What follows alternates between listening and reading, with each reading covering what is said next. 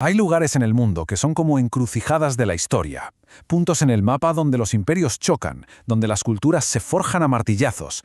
Esta no es una simple crónica, no. Esta es la epopeya de una voluntad de hierro, la historia de un pueblo que se negó a ser una nota a pie de página en los libros de otros. Y claro, la pregunta es inevitable, ¿no? ¿Cómo lo haces? ¿Cómo sobrevive un pueblo 3000 años atrapado entre gigantes? ¿Es pura suerte? ¿Es la geografía? ¿O hay algo más? Una especie de código genético-cultural que te grita que rendirse, simplemente, no es una opción. Vamos a intentar entender cómo se aprende a ser una montaña. Porque, ojo, que nadie se confunda. La historia de Albania no es la de una víctima. Es una historia de insubordinación constante. Es la crónica de una voluntad de acero que ha sido golpeada durante milenios, pero que nunca, jamás se ha roto. Venga, vamos al lío. Para entender esa voluntad tenemos que viajar muy atrás, al origen, a la sangre misma de la vieja Europa. A ver, vamos a las raíces.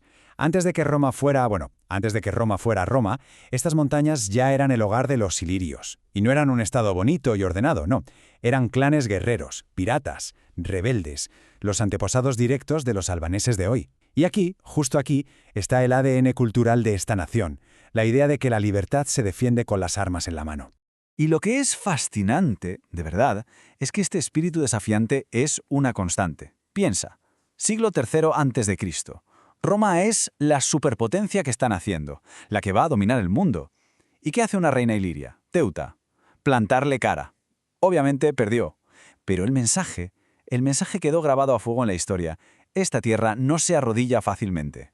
Pero claro, la conquista romana trae una paradoja. De repente construyen la Vía Egnatia, la gran autopista que conectaba Roma con Oriente. Y esa autopista pasa por aquí. De la noche a la mañana, este refugio de montañas se convierte en la propiedad geopolítica más valiosa del mundo. Una bendición, por el comercio, y una maldición, porque todos los ejércitos querrán controlarla. Y cuando la noche más oscura parece caer sobre esta tierra, cuando el imperio más poderoso del planeta llama a la puerta, surge una figura que no es solo un hombre. Es la encarnación de todo ese espíritu de resistencia. Imaginad la película. Un niño, un príncipe, arrancado de su casa y llevado como rehén por el sultán otomano. Lo crían como a uno de los suyos, lo entrenan, lo convierten en un general brillante de sus ejércitos. Lo llaman Iskander Bey. Pero la sangre tira, y un día, en mitad de una batalla, deserta. Vuelve a su castillo y alza el estandarte de la rebelión. A ver, paremos un segundo y pensemos en esto. 25 años. Durante un cuarto de siglo, este hombre, George Castrioti, al que ahora todos llaman Skanderberg, con un ejército minúsculo de clanes de las montañas, mantuvo a raya al imperio más formidable del planeta. Es que esto no es una hazaña militar, es un milagro. Es la prueba de que un solo líder puede convertir a un pueblo en una leyenda viva. Su defensa fue tan brutal, tan desesperada y tan importante para Europa, que el mismísimo Papa lo nombró campeón de Cristo. Para el Vaticano, para Viena, para Venecia, Skanderbeg no estaba defendiendo Albania, estaba defendiendo la civilización occidental. Él era el muro contra el que se estrellaba la marea otomana. Pero claro, ni el más grande de los héroes puede detener la historia para siempre. Cuando Skanderbeg muere, Albania se enfrenta a su prueba más dura: sobrevivir a una noche que iba a durar 5 siglos. Casi medio milenio, 500 años, bajo el dominio otomano. Pensemos un momento en lo que eso significa. Generaciones y generaciones que nacen y mueren sin saber lo que es la independencia. La pregunta es, ¿cómo sobrevive una identidad nacional a una asimilación tan larga, tan profunda? Y aquí es donde está el truco de su supervivencia. Mientras muchos, por pragmatismo o por fe, adoptan la religión del imperio en secreto, en las montañas, en las casas, pasa algo extraordinario. Se aferran a su lengua, una de las más antiguas de Europa. Y por las noches les cuentan a sus hijos las historias de Skanderberg, que deja de ser un hombre para convertirse en un mito. El rey durmiente, que un día volverá. Y claro, ese espíritu no podía estar dormido para siempre.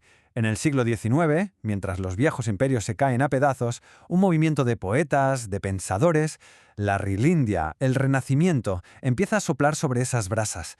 Les recuerdan a su pueblo quiénes son, cuál es su historia, su lengua, su héroe. Les recuerdan que no nacieron para ser súbditos. Y fijaos en este detalle, que es brutal.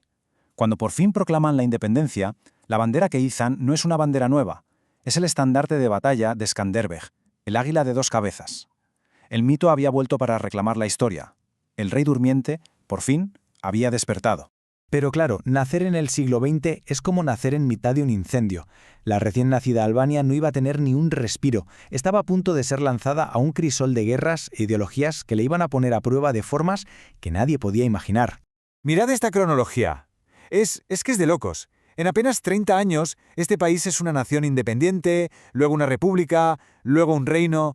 Después lo invaden los fascistas y los nazis y finalmente, tras una guerra de partisanos terrible, cae en el abismo del comunismo más radical que te puedas echar a la cara. Una inestabilidad total. Y entonces llega él. Llega a Enver Hoxha. Y aquí pasa algo terrible. Hoxha coge ese antiguo espíritu albanés de resistencia, de desconfianza hacia el extranjero y lo pervierte. Lo retuerce hasta convertirlo en una paranoia de Estado. Rompe con Yugoslavia, con la Unión Soviética, incluso con China. Se queda herméticamente sola, convencida de que el mundo entero conspira para destruirla. Y aquí está la clave para entender el régimen. Para tener el control total, tienes que borrar el pasado. En el 67 se prohíbe por ley cualquier religión.